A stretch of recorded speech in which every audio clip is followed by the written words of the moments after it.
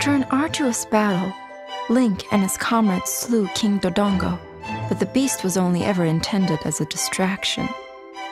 The army of monsters had taken Hyrule Castle. Worse, after the dust had settled, Princess Zelda was nowhere to be found. Impa and Link searched the battlefield for any sign of her, but to no avail. Although the battle had been lost, Impa foresaw Link's importance to the coming war. She bestowed upon him a green tunic, the sign of the legendary hero. Link did not believe himself worthy of the honor, but he was determined to help Impa and her remaining soldiers locate Zelda. Weeks passed. Impa heard a rumor that a handful of soldiers were holding out against the monsters in Faron Woods. The leader of this resistance was supposedly a young woman. Impa dared to hope that this unknown woman was Zelda. Link and Impa decided to make their way to the forest by way of the Eldin Caves, a path with its own dangers.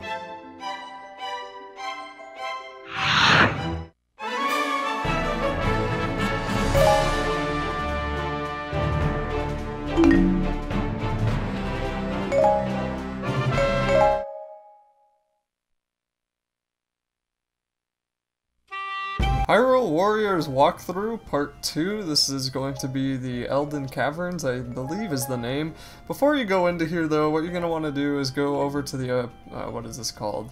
The Bazaar, and make some badges. So make any attack badges you can make. Definitely make a potion badge because you may need that. And then select the weapons that you'll want to choose, start the battle, and then you'll be good to go.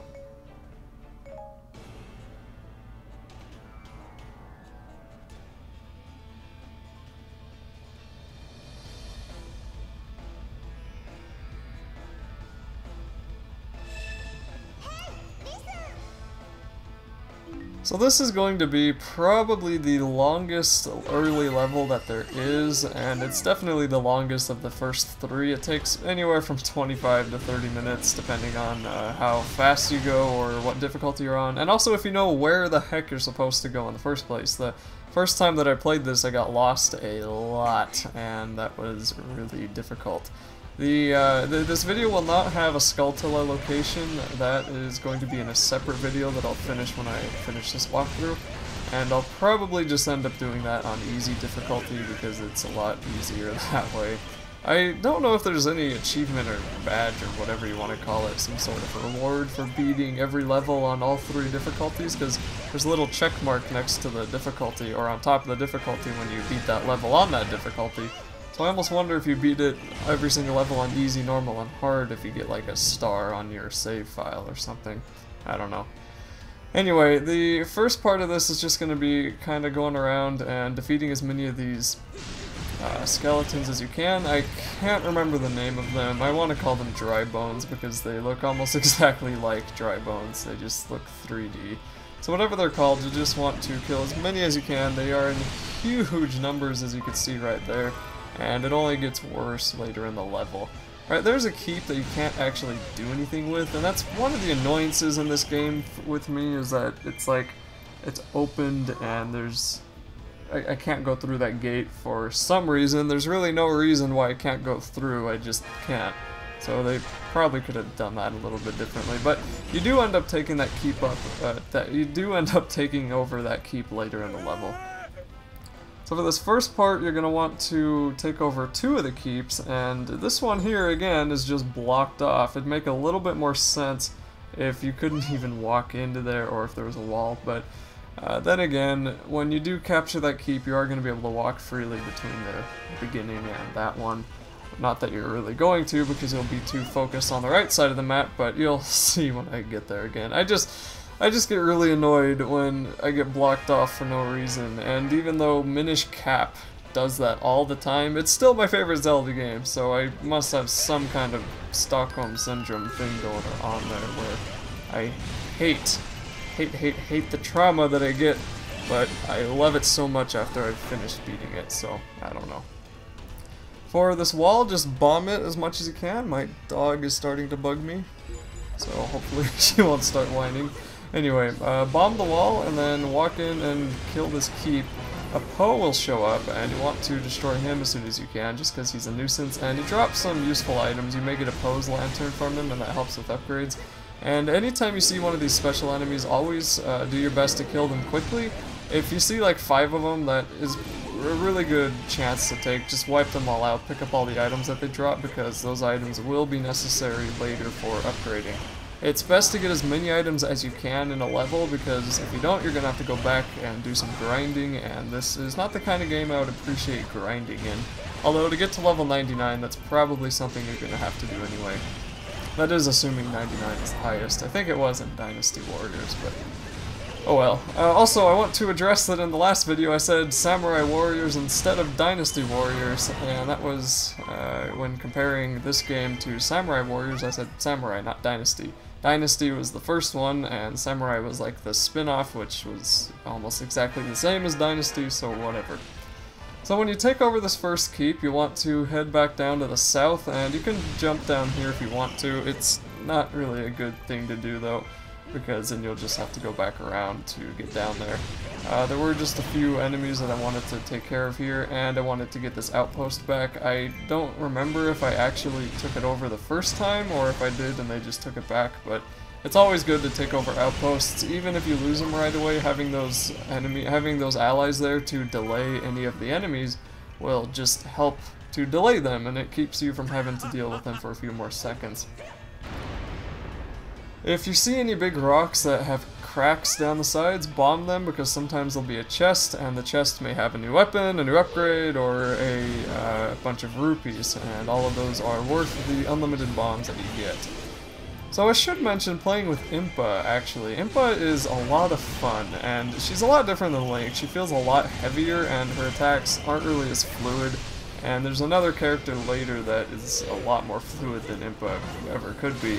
But even with all that, Impa's still my favorite, because I feel like every time her sword smashes down on an enemy's face and crushes his skull into his brains and shatters all the little bits of flesh into a million pieces, it feels awesome. It just feels so good playing as Impa, and these attacks, these combos where you do YY and then X and you force all the enemies onto a big ball of water and then splash them everywhere, makes me feel like Korra from Avatar. Maybe not that much, but it is still really cool. And this is also the first level that introduces weaknesses and the type of element that you'll want to use in that particular level. So in this one it's water, and Impa is your only character who has water weapons. Later in the game you will get characters who have multiple style weapons, and you'll have more freedom over who you want to choose. And if you really don't want to play as a certain character, you can almost always play as someone else, even if they don't have that element that the level is weak against. And that element, in my experience so far, hasn't made a huge difference when it comes to damage dealing or really just making the level easier. So if you really don't like playing as Impa, you probably could play through this level as Link just fine, and it won't really matter. I don't know how the objective system works exactly when you switch characters, because in this one Link gets different objectives than Impa, but I'm assuming it just flip-flops them depending on who you choose.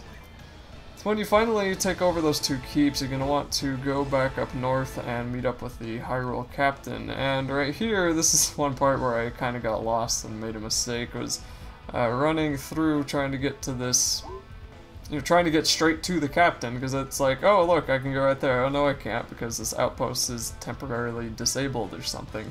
Error 404, no outpost, right? Anyway, I guess it's a keep, whatever you want to call it. So to get there, you'll have to do what I did the first time I played this level, which is run all the way back, run all the way up here, and run north, and then to the left, or I guess to the west.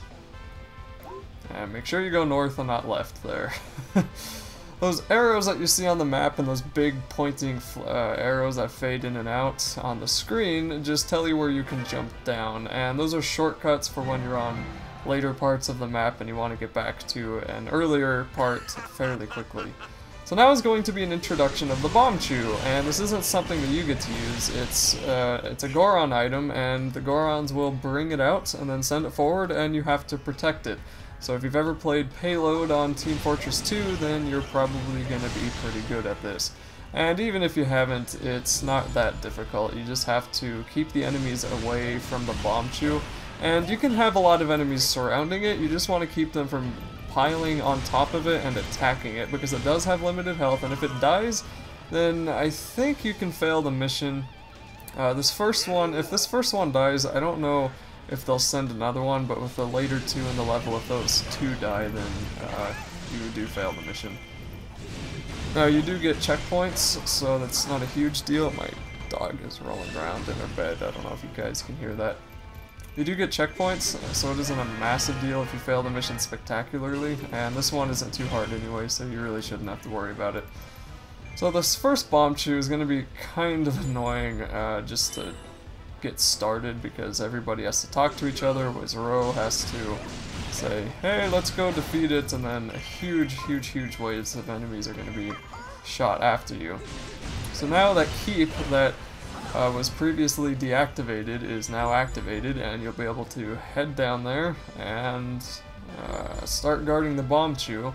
And you'll want to defeat some of the enemies that you see on the way, and just make some way for the Bomb Chew, get your kill count up, get some extra experience for yourself, and destroy that outpost captain too. And I'm pretty sure I took over this outpost, but it's not a big surprise this one fell. Impa's A attack, her special attack, is extremely useful, and I think I use it here in a second. Yes, because it'll make a huge surrounding attack that knocks everyone close to you around. And that wasn't very efficient of using that, because I probably should have found a big pile of dry bone things, walked right into them, and then used it without attacking any, because I'd already cleared part of the square, and I have that habit when using Impa's A attack right now. I have a really bad habit of not using it well. I always use it when there's hardly any enemies around. It's also really good to take out some of the special enemies though, so as long as you kill something with it, it was worth it. You get it back pretty quick, especially in this level. So as you saw back there a few seconds ago, the Bomb Chew was just halted for a few seconds because all of these skeletons were surrounding it, and you just kind of got to clear the way, and it'll go past a few of them, but it'll stop at this keep, and it may be a good idea to take this keep over first, but if you want to keep the Bomb Chew close, especially if you're on hard difficulty, then it's probably better just to bring it with you and then deal with this keep and kill the Lizalfos as soon as you can. And like I said in the last video, the easiest way I've found is just to hit it 2 or 3 times and then roll, then hit it 2 or 3 times. And that way you prevent it from blocking, and when it blocks it just really becomes annoying. So once you kill the Lizalfos, clear the keep and kill the keep boss, then you will claim it, and the Bomb Chew should be able to go through without any problems, but you may have gotten a few enemies that sneak up on you here. Now, one of the bottom keeps, I believe, is going to be taken over by Wizero pretty soon, which means you're going to have an army of enemies coming up from behind you, and if you're quick enough in this level, you won't have to deal with them, but if you think it's going to be a problem, you may want to spend some time just going backwards, taking over that first keep, and then you don't have to worry about the back anymore. The Skulltula is also down to the south, so about now may be a good time to head down there if that's what your original plan is. Your army should be capable of handling the people that are up front.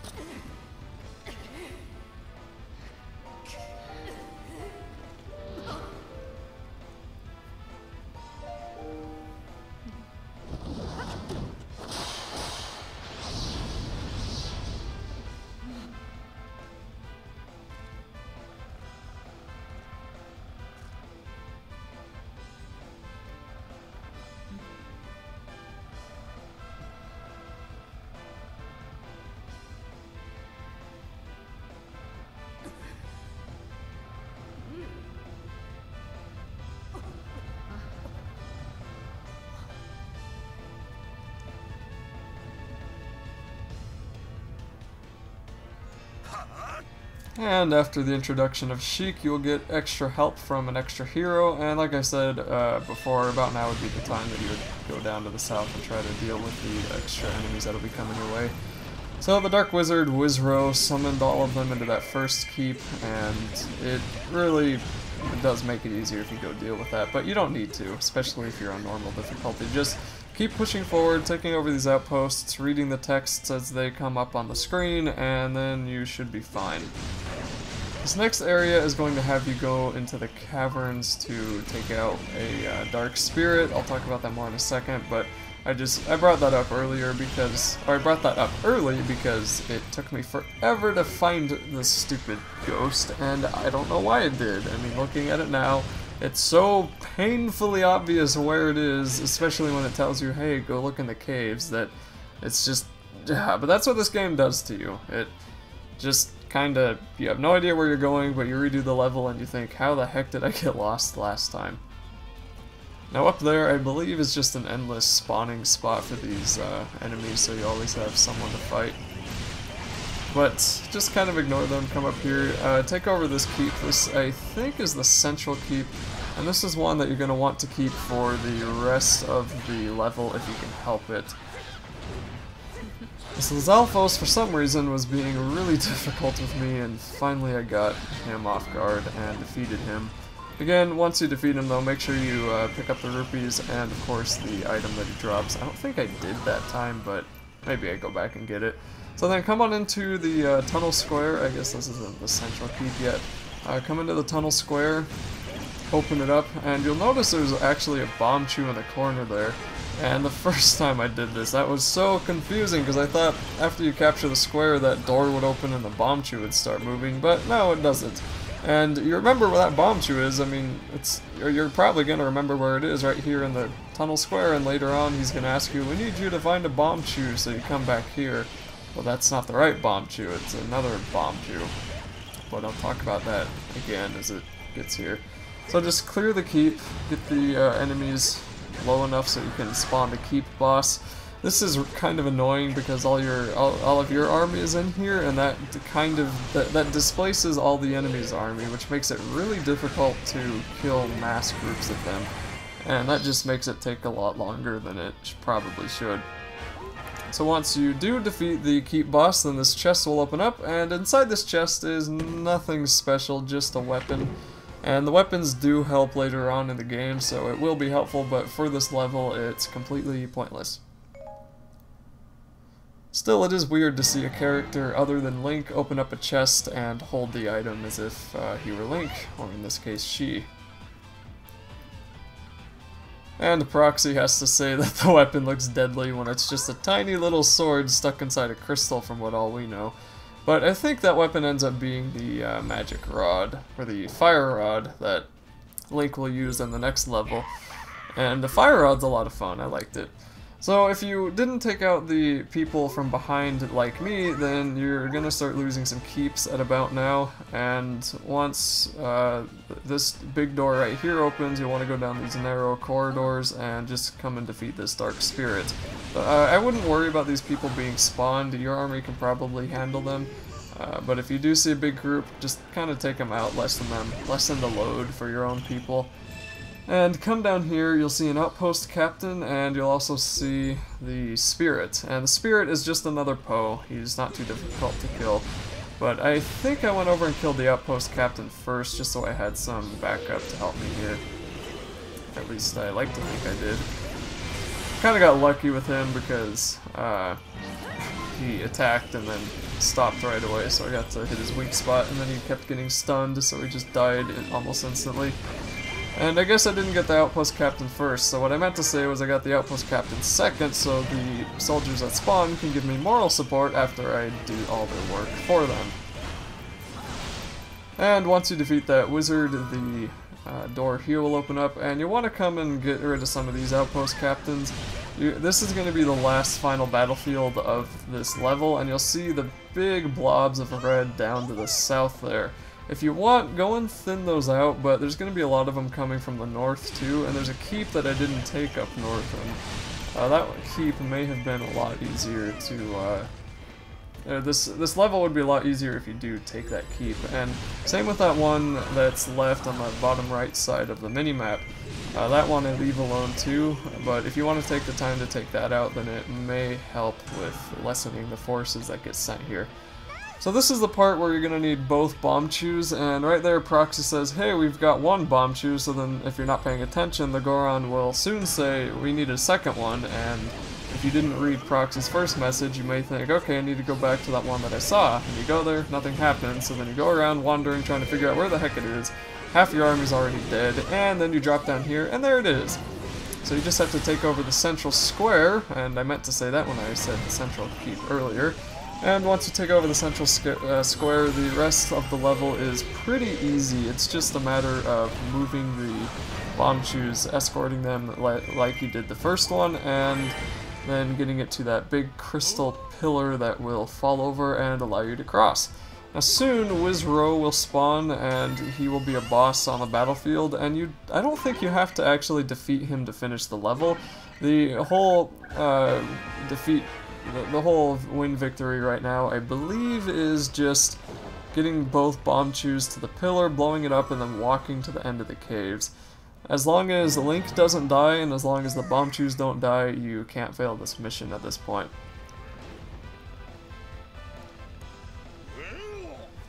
Now it is good to stay close to this bomb chew. The other bomb chew will be coming from the north, and that one will be a little bit safer for a little while longer, but the reason I say it's better to stay next to this one that you just discovered is because of all the enemies pouring in from the back. And as I said earlier, if you're going to be saving the keeps from behind you, then you probably won't have to deal with enemies coming through that corridor.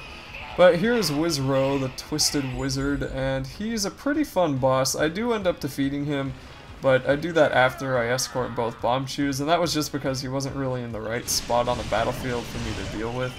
And I decided to come up here and try to take out an outpost captain just to give myself a tiny bit of an advantage, even though this outpost fell really quickly the first time I took it. And then of course there's a Lizalfos that's causing problems, and I don't know if I go and actually kill him. I might here. Here's the giant. Oh yeah, I think I do go finish him off, but there's the big giant group of skeletons I was talking about earlier.